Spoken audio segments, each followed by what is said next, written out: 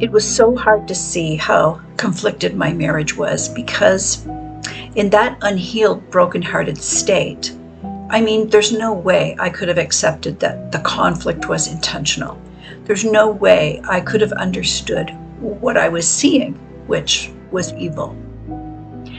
And if you're married to a wolf in sheep's clothing for any length of time, I can almost guarantee that you're a broken-hearted woman with unhealed femininity who's a highly sensitive person. That's the ideal target for a predator. They can't access the healed or the healthy inside the herd of females. We're too fast, too aware. Our instincts are too high. We are too shrewd to be captured. It's the weak, unhealed, unguarded, and unprotected. They're the ones exposed, because a broken woman stands out. She's extremely conspicuous. In that unhealed state, I could not accept that people are evil. So I just thought everyone is like me, to a lesser or greater degree. That means I projected my large capacity for empathy onto everyone around me. And a wolf just loves that. I did all of the work for him. HSP projection is whenever you think others think like you. So in an unhealed state, you can't accept that your husband would lie to you because you would never lie to him. You cannot accept that he would manipulate you because you would never try and deceive him.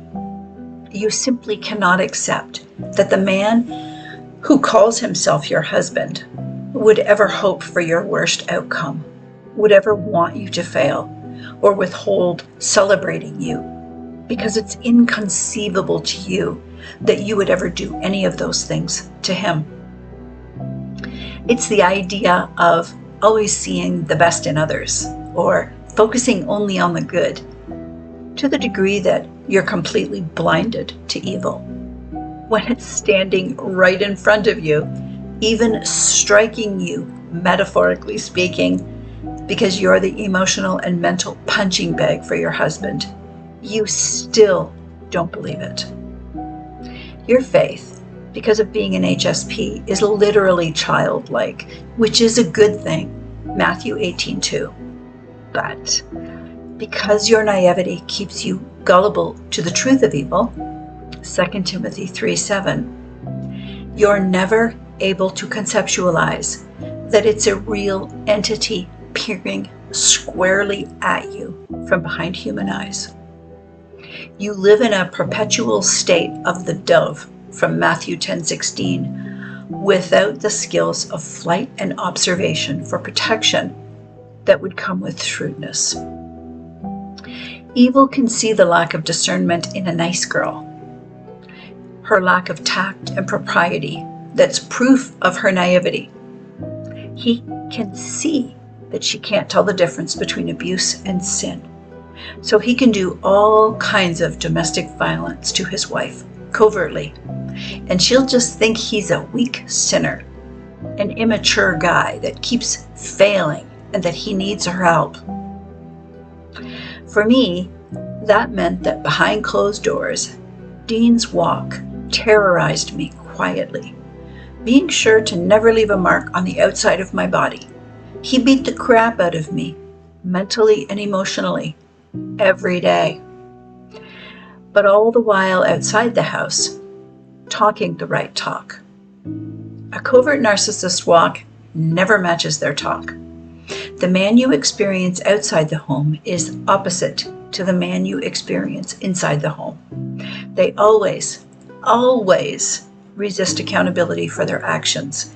Dean never once, not once, took responsibility for his words or actions. Well, actually he did. In the last year of our marriage, in response to my gray rocking, he love-bombed me hard before finally discarding me. But for 32 years, he didn't. Not once did he make himself accountable for anything he ever said to me or did to me.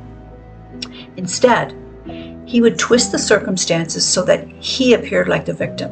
And when that didn't work, He twisted God's word against me by framing me as a fearful and selfish wife, one who was completely unforgiving. He used verses like, love covers a multitude of sin, or love is supposed to bear and hope all things and endure all things. Or that I was judging him. Matthew 7:1. And because of my unhealed feminine heart, I lacked the wisdom of shrewdness to see and understand the difference between a good guy making some bad choices and true evil. Evil was stripping my heart, little by little, every time I agreed that any conflict was my fault and I took responsibility for it, which then got twisted around to it always being all my fault. Somehow, some way, he would hurt me, and it was always my fault. Here's the truth, sister. Here's the reason there's so much conflict in your marriage. Because you won't let him hurt you without you taking the blame.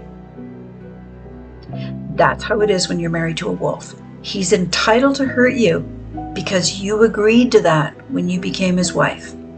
He believes he is God, and if you point out anything less than God-like or perfection in him, it's you that's in error. Therefore, you deserve everything that happens in his mind by disagreeing. You are asking for him to hurt you. And this is why your conflicts never get resolved. Because to him, there is no conflict, only you disagreeing with him, only you attacking him. And that's why, as the years roll on, you feel more like two boxers in the middle of a ring.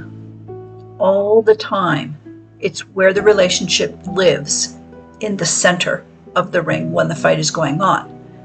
You have sporadic moments of reprieves as each boxer goes to their respective corners. It seems less like a marriage and more like a war, because it is. You are enemies.